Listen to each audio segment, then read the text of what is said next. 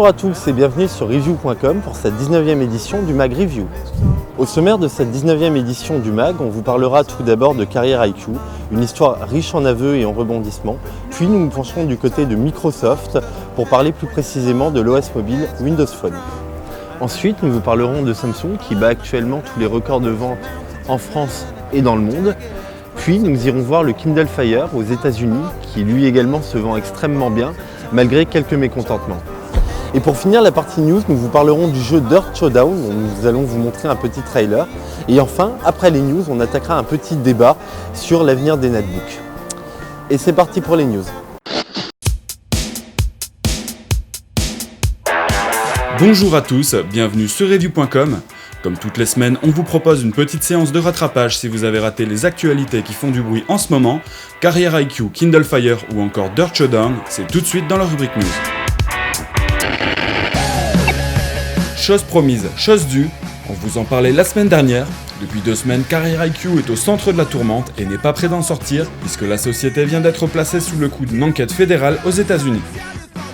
Le corps exécutif de la firme a d'abord été reçu par les 2 organismes responsables du respect des droits commerciaux et de communication américains, la FTC et la FCC, afin de s'expliquer sur leurs agissements, puis une véritable enquête fut ouverte afin d'examiner les données dont dispose Carrier IQ sur les utilisateurs profitant de leur technologie.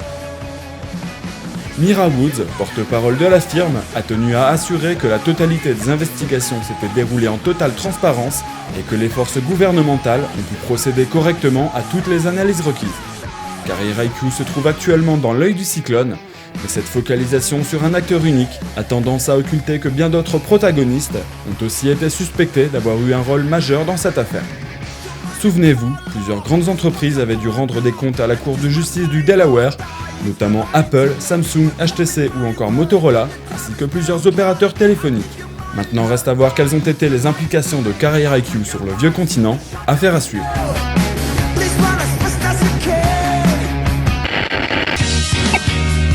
2011 aura été l'année de tous les superlatifs pour Samsung.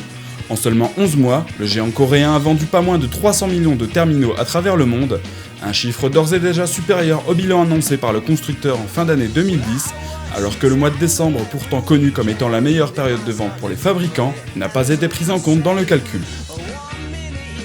À ce propos, la toile commence à regorger de photographies d'acquéreurs potentiels de Galaxy Nexus, faisant la queue devant différents points de vente, ce qui s'avère particulièrement prometteur pour la suite. La division Samsung France en a profité pour divulguer une partie de ces chiffres dans l'Hexagone et annonce pas moins de 45% de part de marché pour les smartphones. À titre comparatif, le Samsung Galaxy S2 qui s'est vendu à 1 million d'exemplaires sur notre territoire représente davantage que les ventes d'iPhone 4 et 4S confondus. D'ailleurs, la notoriété de Samsung ne s'est pas faite simplement sur la communication autour de ses différents produits, les procès à répétition entre Apple et la firme coréenne n'y étant certainement pas étrangers. Samsung vient d'ailleurs de lancer une campagne publicitaire en Australie pour sa Galaxy Tab 10.1 sur le slogan « La tablette qu'Apple a essayé d'interdire ». En route vers une nouvelle suprématie,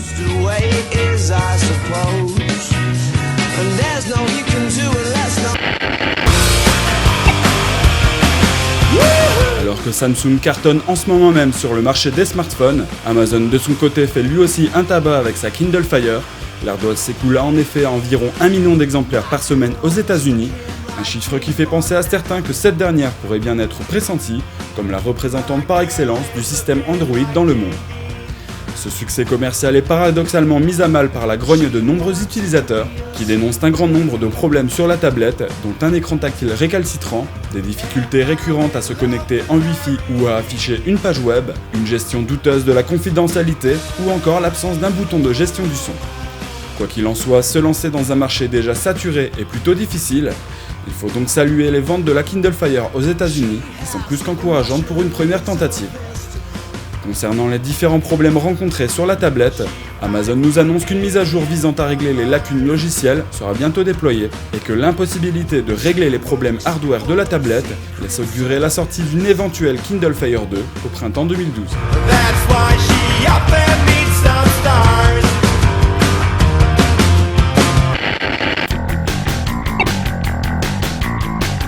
Difficile de savoir exactement comment se comporte l'OS de Microsoft sur le marché des smartphones, la firme de Redmond étant plutôt avare en chiffres concernant les ventes de son OS mobile.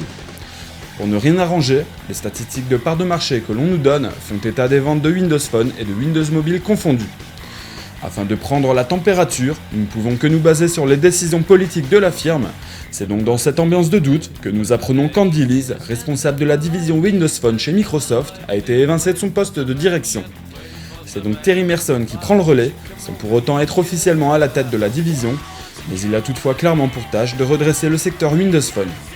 Par ailleurs, la communication autour du produit reste omniprésente, tendant même à devenir agressive. C'est ainsi que nous avons pu voir ces derniers jours l'apparition du compte Twitter Droid Rage, ce dernier consistant à recueillir les témoignages des utilisateurs Android déçus de leur OS, faisant un amalgame entre le système et les malwares ou spyware récemment détectés sur le petit bonhomme vert. Les témoignages les plus convaincants seront récompensés comme il se doit, avec le gain d'un Lumia 800, le dernier mobile sous Windows Phone de Nokia. Une opération audacieuse, d'ailleurs ce n'est pas comme si le même jour une importante faille de sécurité avait été relevée sur les terminaux mobiles de Microsoft, permettant ainsi par le simple envoi d'un SMS vérolé de suspendre tous les systèmes de communication écrits d'un terminal et de supprimer la moitié des options de recovery du boot system, la seule solution étant de réinstaller l'OS. Mais rassurez-vous, Microsoft a promis de se pencher sur le problème.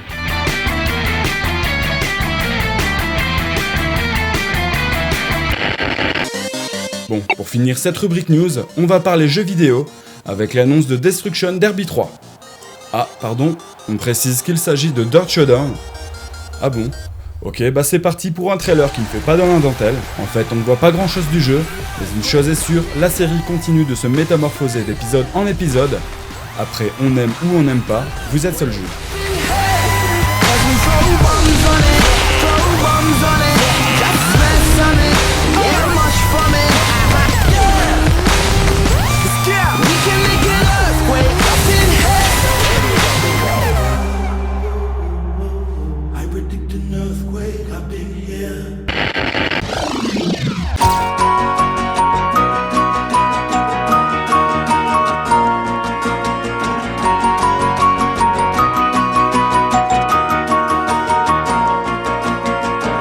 Donc, comme je vous le disais en début d'émission, nous voilà en plein cœur du 5e arrondissement, au Manga Café à Paris, pour traiter de l'avenir ou du devenir des netbooks. Donc, allons rejoindre David. Bonjour David. Bonjour Jonathan. Qu'est-ce que tu fais pour les vacances? Est-ce que tu viens pour les vacances? Moi je n'ai pas changé d'adresse. Bah écoute, si on parlait des netbooks. Allez, pourquoi pas. En fait, après cette petite boutade, bon, certes inutile, mais qu'on était obligé de faire parce que, bon, voilà. On s'appelle David et Jonathan, donc voilà. On n'y peut rien. On va parler du marché des netbooks. Le marché des netbooks est-il mort? Oui. Oui. Ah bon? Oui. Excellente et vaste Direct. question. Ouais, direct. Non, en fait, non. Je trouve qu'on l'enterre un peu vite. On a eu pas mal d'annonces ces derniers temps. Il y a Samsung, MSI, Sony, beaucoup plus récemment Dell qui ont annoncé se retirer du marché. L'arrêt de la du fabrication du netbook. netbook. Exactement. Pour ma part, je trouve qu'on l'enterre un peu vite ce marché. Parce que si le marché est moins productif aujourd'hui, on n'a pas encore l'alternative à ce marché. Dire que les tablettes est une alternative? Non, pas encore.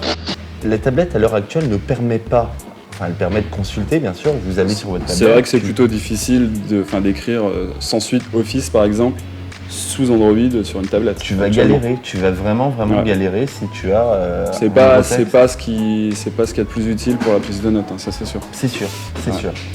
Donc la solution finalement, peut-être les hybrides. D'accord. Bah justement, en parlant d'hybride, Asus a un peu été le précurseur. Donc attendez, on va pas faire l'apologie d'Asus, même si on a un logo Asus sur notre portable.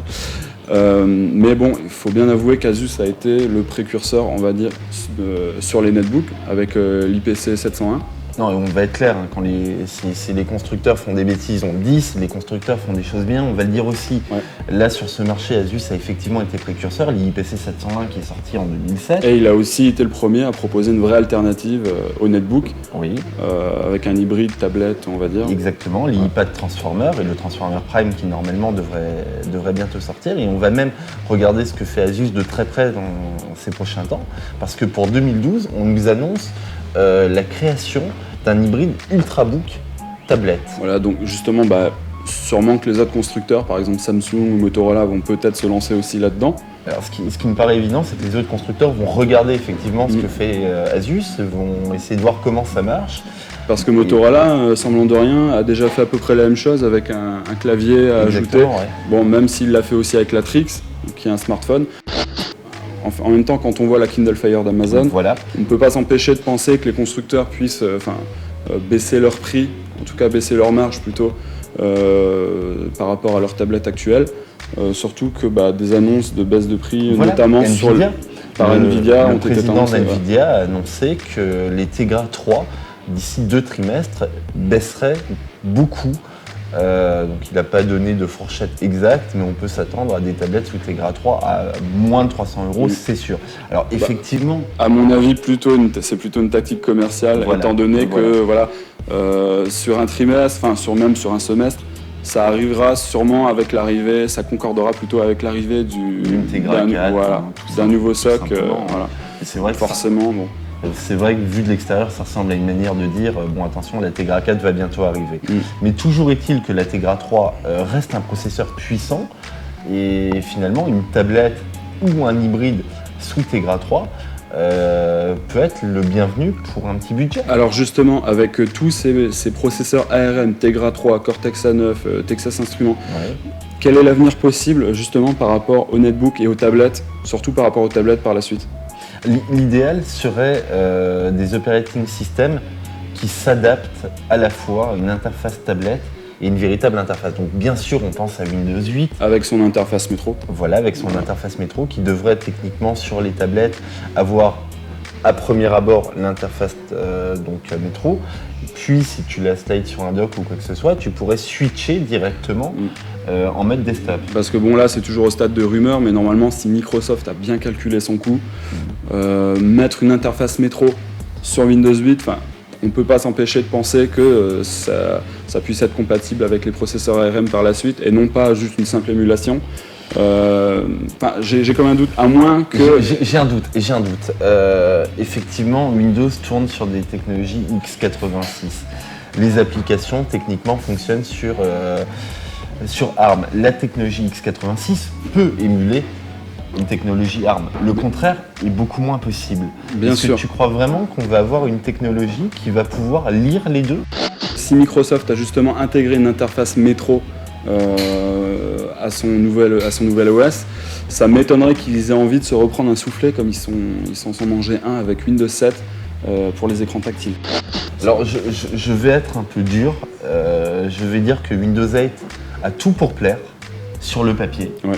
Mais en tout cas, il leur reste tout à prouver. Windows 8, on en dit énormément de bonnes choses. C'est vrai que ça peut s'avérer être l'operating system rêvé pour une interface tablette. Il faudra lui laisser un certain temps pour séduire le consommateur.